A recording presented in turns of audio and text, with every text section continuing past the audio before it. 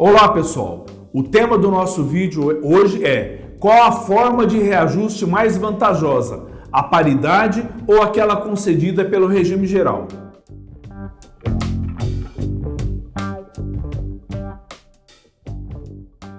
Pergunta ou resposta que vale $1 milhão, não é verdade? Muito bem, não é raro que aqueles responsáveis pela concessão de benefícios, ao serem procurados pelos servidores que estão prestes a se aposentarem, e em especial aqueles que ingressaram no serviço público em cargo de provimento efetivo até 31 de dezembro de 2003 e, portanto, muitas vezes têm direito a regras que lhes garantem a paridade com os servidores, terem também direito a regras que não garantem a paridade, ou seja, aquelas regras cujos reajustes se dão, em geral, pelos mesmos índices do regime geral de previdência. E aí a pergunta que não quer calar é aquela do tema do nosso vídeo de hoje, ou seja, qual é a aposentadoria mais vantajosa? Como eu disse, esta resposta vale $1 milhão. Muito bem.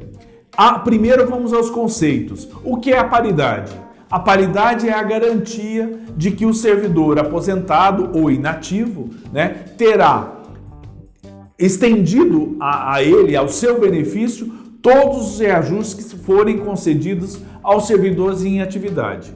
Muito bem, portanto ele tem um reajuste sempre que houver um reajuste para aqueles que estão em atividade. A grosso modo é isto. E o reajuste pelo regime geral? Este reajuste se dá anualmente, no mês de janeiro de cada ano, no mesmo índice concedido para o regime geral de previdência. O que é esse regime geral? É o INSS. Muito bem, o servidor que tem a possibilidade de escolha entre qual dos benefícios é mais vantajoso, o critério de reajuste é mais vantajoso, sempre questionam: para mim, o que você acha que é mais vantajoso? Uma resposta difícil, que nem sempre é fácil de ser dada. Mas o que eu quero trazer para vocês aqui são algumas reflexões, alguns parâmetros que talvez ajudem, colaborem na escolha, na orientação desse servidor. Inclusive, você pode compartilhar este vídeo com o servidor que faz essa pergunta para você, dirigente do regime próprio. Vamos lá. Entendo eu que se a diferença entre o provento inicial com paridade e sem paridade, se a diferença entre os dois, o valor desses dois, for uma diferença de mais de 10%, me parece mais prudente, neste caso, que a regra pela paridade seja a mais vantajosa. Uma vez que, pela média das contribuições, para se igualar, tirar esta diferença entre uma forma de cálculo e outro, já seja mais difícil. Talvez este seja um parâmetro.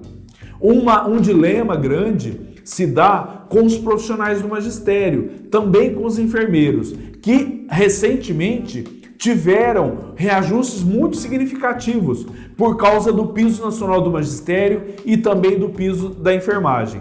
Ora, para esses profissionais, me parece que neste momento seja mais vantajoso a opção pela paridade, uma vez que, em grande parte de estados e municípios, o valor dos benefícios de aposentadoria e de pensão, o valor da hora-aula, está inferior àquele do piso nacional do magistério. E optando pelo reajuste da paridade, terão a garantia, ou deverão ter, que também para os aposentados será estendido, no mínimo, o valor do piso nacional do magistério.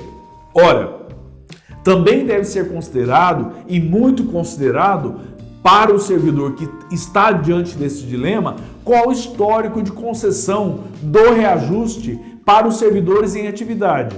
Se no seu município, se no seu estado, anualmente é concedido o reajuste para os servidores em atividade e, portanto, também será estendido esse reajuste para aqueles inativos, me parece que a opção pela paridade seja vantajosa.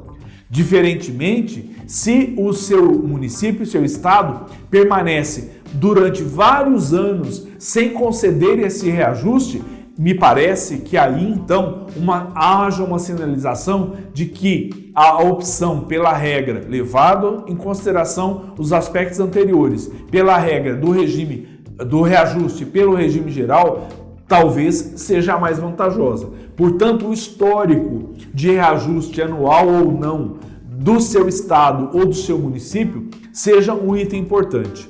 Ora, também não deve ser desconsiderado o fato de que, muitas vezes, quando aqueles que têm concedido a aposentadoria pela paridade, que optam por ela, muitas vezes têm que se socorrer ao Poder Judiciário para ter garantida a incorporação de determinadas vantagens, que são concedidas apenas para os ativos e não são estendidas no diploma, na lei que assim estabelece, também os inativos. São inúmeras ações que são ajuizadas anualmente, eu diria que diariamente, para requerer, junto ao Poder Judiciário, a extensão de determinados benefícios aos inativos.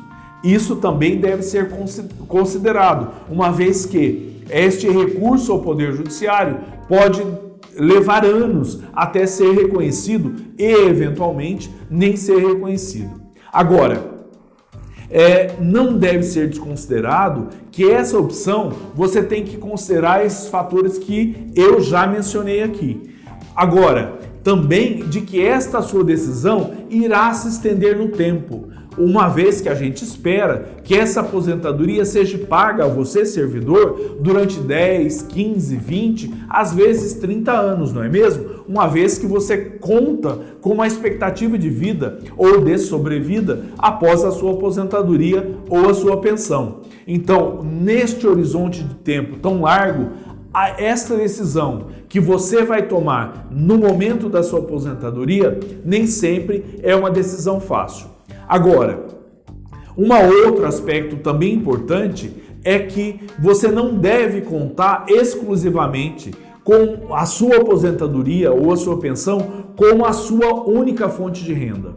É preciso que você se prepare financeiramente para ser aposentado.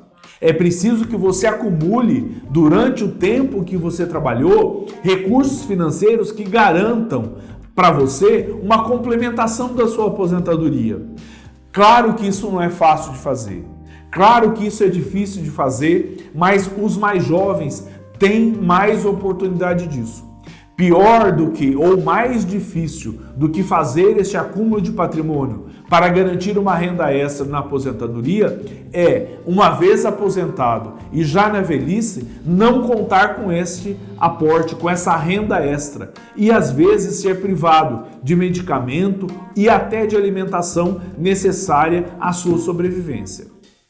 O último aspecto que eu gostaria de comentar com vocês é: na dúvida, converse com um especialista em previdência.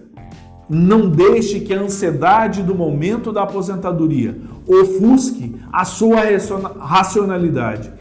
Informe-se. Procure considerar todos os aspectos que nós mencionamos aqui.